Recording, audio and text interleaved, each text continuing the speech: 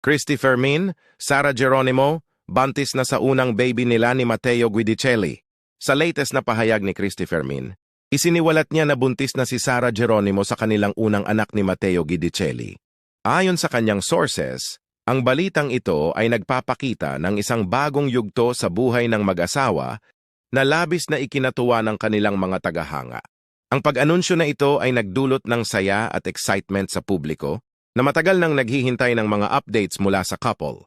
Ang kanilang magiging anak ay inaasahang magdadala ng bagong saya sa kanilang buhay at ang balita ay tiyak na magiging sentro ng atensyon sa mga susunod na araw.